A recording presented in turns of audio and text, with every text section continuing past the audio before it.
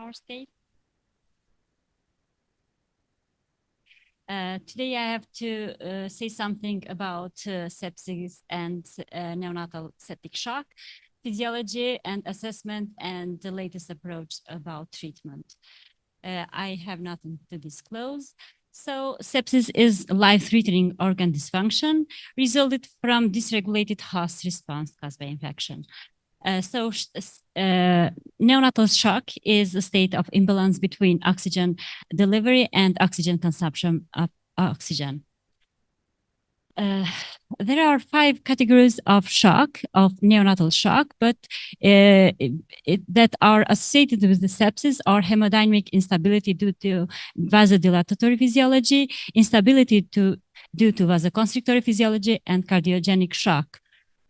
And the organ metabolism and aerobic function depend on the cardiovascular system, oxygen blood carrying capacity, and microcirculatory autoregulation. And cardiologic function determinant of blood flow is preload, afterload, myocardial performance, heart rate, shunts, and vascular tone. These are compensated by increased systemic vascular resistance, tachycardia. If myocardial performance is depleted, then it comes to tachycardia in early compensating time and late dilated vasocongested dilated cardiomyopathy. How blood pressure is regulated. In newborns, we have a limited ability increase stroke volume. It is done by preload, contractility, afterload. It does stroke volume, and heart rate with stroke volume gives us cardiac output. Cardiac output with vascular resistance gives us blood pressure. How can we assess the hemodynamic and oxygen delivery and consumption?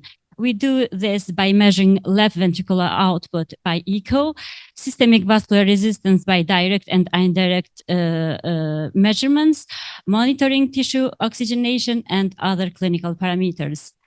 Monitoring of tissue oxygenation, we do it by NIRS, saturation, delayed metabolic acidosis, pulses, oliguria, color, and temperature of extremities. What's important, this is time dependent, and it goes by first we have immediate that are compensative mechanisms, functional changes, and then structural changes. The first autoregulation can be compensated. It's done by autoregulation, by centralization of circulation in cerebral and centralization, and somatic is lateralization. We can see it by NIRS, trend, and histogram. Vasodilatory physiology and hemodynamic instability, it goes by three major factors that can be neonatal septicemia, hypoxemic respiratory failure, prematurity beyond postnatal transitory transition. It can lead to systemic vascular decreasing systemic vascular resistance and decreased blood flow below the baseline level, trending down over time, and pulse pressure usually stays normal. Systolic cardiac functions are normal or hyperdynamic. It comes to oliguria and decrease in your urine output, increase in oxygen consumption, and increase of oxygen extraction reached to maximum. So we have to overview of sepsis management. First, we have to do early recognition, source control, identification of hemodynamic type of septic shock, and goal-directed to therapy. Management of sepsis. First, we do general and start antibiotics. Then we measure blood pressure, or by direct or and indirect. We consider. We have to be sure that our volume is okay. Then we can start vasoconstrictors such as epinephrine.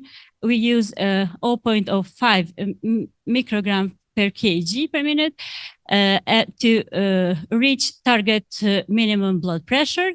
And we have to consider focus point of care ultrasound and hydrocortisone. But first of all, we have to be sure that our volume is okay, is prime.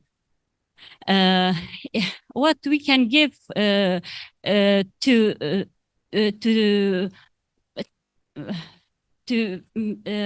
the volume to be in okay. If randomized trials, it was no difference in colloid or crystalloid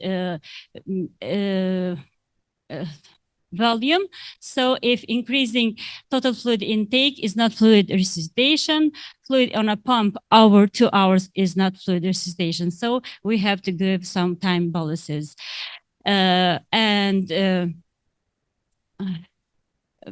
as there was a need to do. Thank you.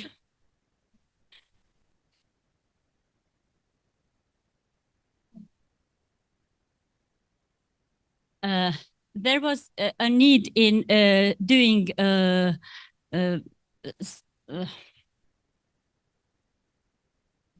no. I just want to.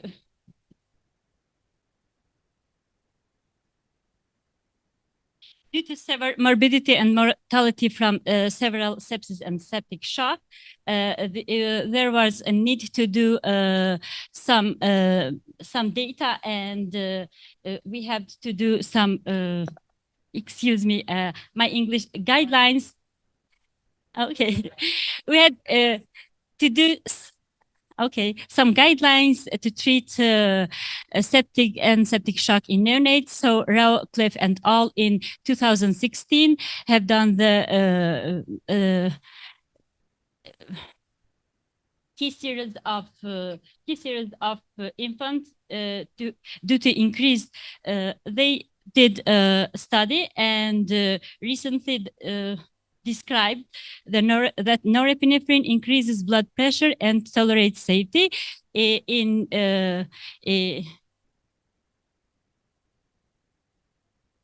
and then Sergei Samonov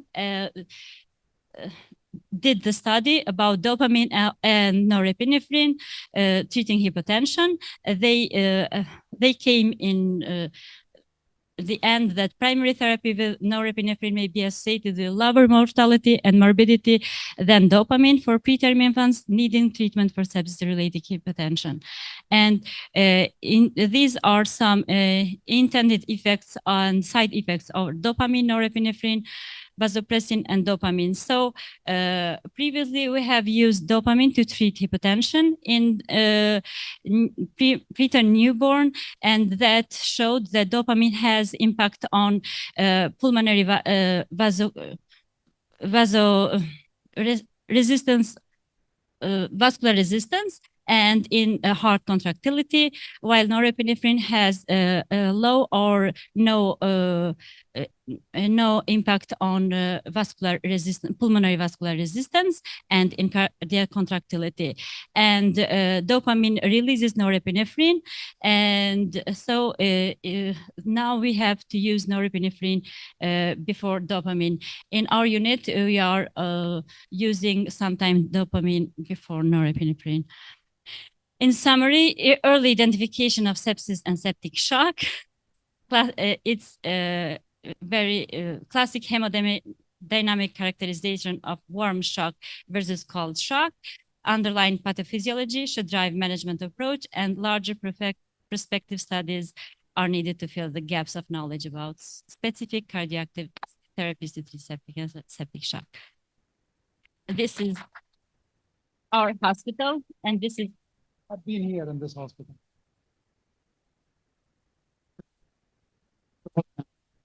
The beauty